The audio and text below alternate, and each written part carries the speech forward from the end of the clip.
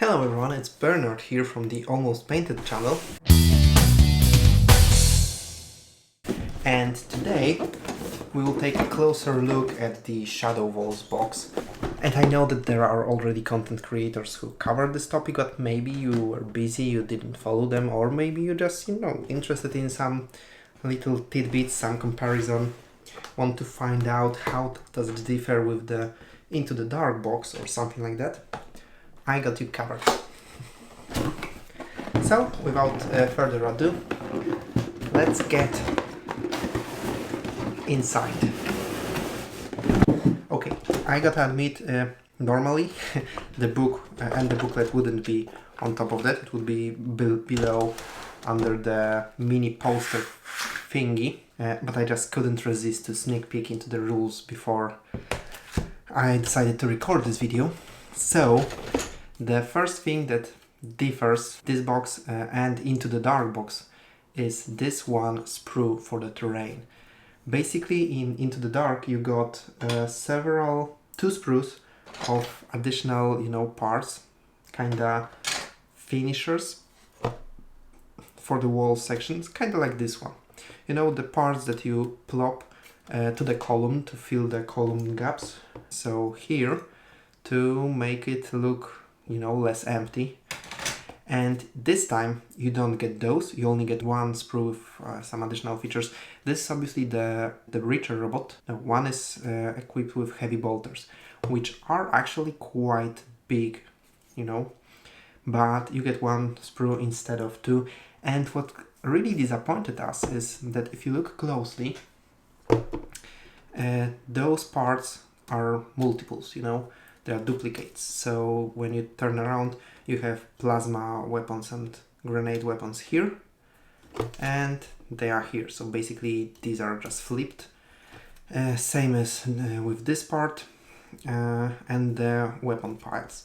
So basically this is very minimal sprue, but on the other hand, it's kind of hard to be mad at GW for that, because this box is also significantly cheaper. It's £20 cheaper compared to Into the Dark, although you don't get the core book, you only get the Shadowvaults one with some extra scenarios and obviously rules for the Kasrkin and the Necron Immortals, so there is that. Now, speaking of the sprues, and let's start with Necrons, you get one character cryptek. It's not the new one, it was in the, I believe, Forgebane, the Armigers and Mechanicum versus Necrons. It's the flying cryptek character. I really wish they used different cryptek character, because this one is kinda old and it was for so long.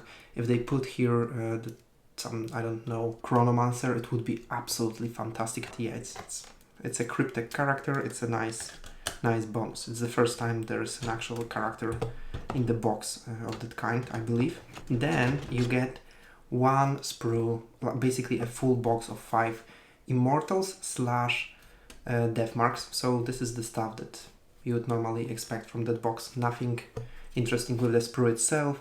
It's the regular 5-man squad. You have all the weapon options, so 5 Tesla carabines, 5 Gauss blasters, 5 synaptic disintegrators for the Death Marks, the heads, and everything you need to make 5 of either of those. However, you also get a Necron upgrade sprue. And this is the similar sprue that was, for example, in the Kill Team Nachmund box set, the small addition to make regular pre-existing squad more, kill team oriented. And it is indeed kinda small. It fits, however, 2 plasma sides. One is the reanimator, and it's the one carrying the severed Necron hand, and the other one is accelerator, I believe. They have their basing materials, something like that. Then you have one back and some additional parts for one Necron Immortal to be more like the Warden type, which is very nice, especially for me. I'm collecting Necrons actually, but I was kinda lazy with them lately, so I didn't purchase the Indominatus box set. The Indomitus box set. So I don't have the Necron Warden character, but with this I think you can make something that fits both into the kill team and into your regular 40k games. And you also have parts to make, again, one of the Immortal / Deathmarks into a semi-cryptek character, which again is very, very nice because it makes them more stand out than, for example, additional blades for Chaos Legionnaires. So I like this move. So yeah, it's a small sprue, but it basically changes quite significantly your pre-existing models. Super cool so far, even though, you know, it's overall, counting the plasma sites, it's only 8-man squad, so not really that big. But here's, I think, the most interesting part, and this is the Kasrkin sprue, and it's absolutely glorious. Well, first of all, you have many hand options, and you can make them obviously all wearing the Kasrkin masks. And then you simply put those empty helmets. I don't know if you see it clearly, but you have the neck part, you have the helmet, and then you have open space for the gas masks, which is quite awesome, because already we with Peter had this idea to, you know, maybe we should buy Age of Sigmar skeletons and use the skulls to fill the gaps to make, you know, the undead army for a Halloween special or something like that. But yeah, there is a lot of options. You can make all of them completely masked, so it will be obviously easier for painting, but also make them look like uniform squad. You have helmetless options, some of them. You have different types of masks. You have option with goggles, the medic guy. Also, you can make some of those helmets, instead of putting gas masks, for example, here you can put a face into the hole beneath the helmet. This one has the mask slide to the side, which is obviously iconic look for the sergeant.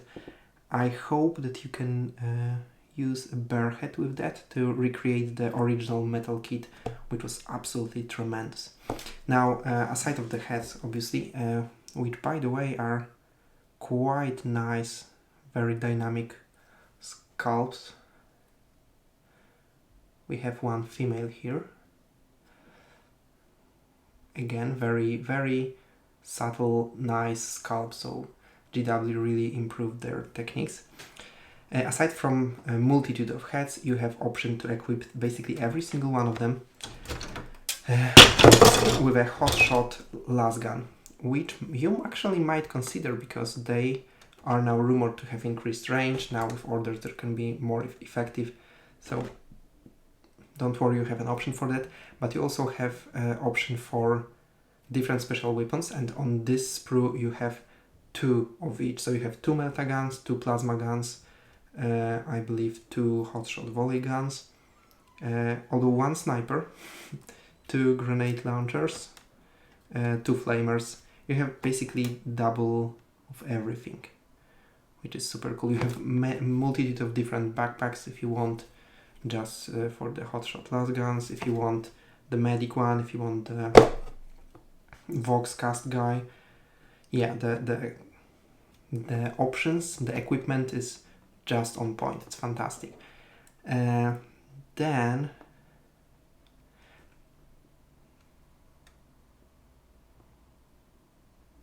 now, if you don't like if for example you don't like the bomber guy, you can choose the regular front vest, or you can go with the padded one.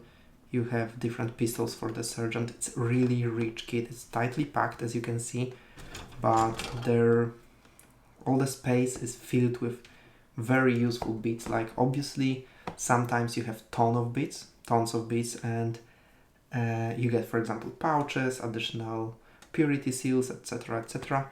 Here it's so tightly packed, but mostly with actually useful in-game stuff, while simultaneously being actually quite, you know, rich in detail. So they are not losing any character, they actually gain even more.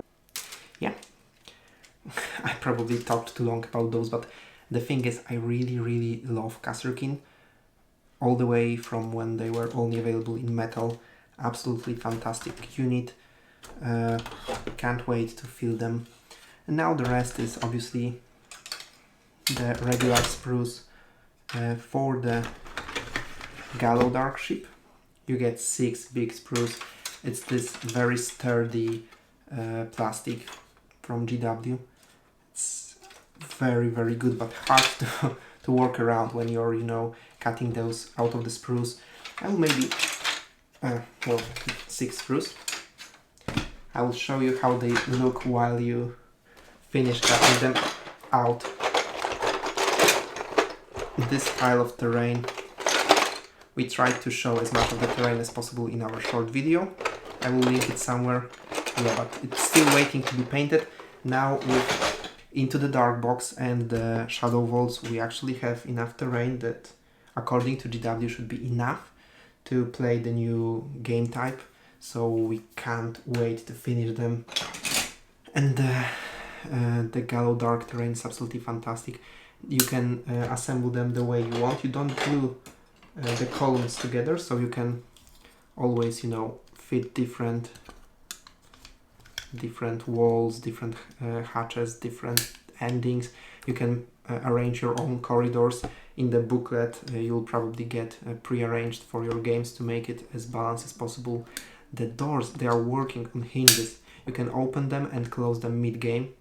So absolutely fantastic stuff for kill team, or to simply bring Zone Mortalis into your games. Lovely, lovely terrain. And this box, if you're interested in models and terrain primarily, or you have any of those of the previous kill team boxes, it's an absolutely great banger of a deal, considering it's £20 cheaper. So I believe it's 110. Definitely recommending it.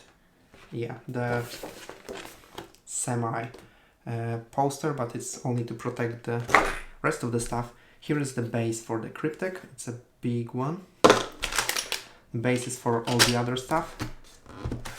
And here is the terrain. It's actually very, very decent stuff. Yeah. I will leave the terrain to Peter because he already has some wild plans for that, so subscribe for that. Meanwhile, I will take the burden of assembling and painting Kasrkin, so they should appear soon. We want to make our first kill team battle report with the Kasrkin, so can't wait for that. And the Necrons, I think it's a lovely addition.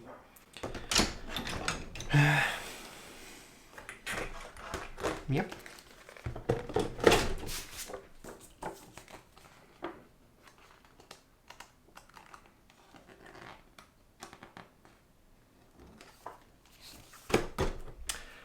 Okay, hope you guys enjoyed this video. If you stayed this long, consider subscribing, consider giving us a like. I know that this was a quick one, but we have a lot of things to take care of for the channel. We want to expand it as big as possible, and yeah, we also have quite high standard for ourselves. I hope you notice it. For example, we don't want to use unpainted models and unpainted terrain. That's why we are kind of working in the background a lot. So yeah, supporting us will be greatly appreciated, and it takes you as little effort as giving us a like and maybe subscribing. So anyway guys, see you in the next one. Bye bye.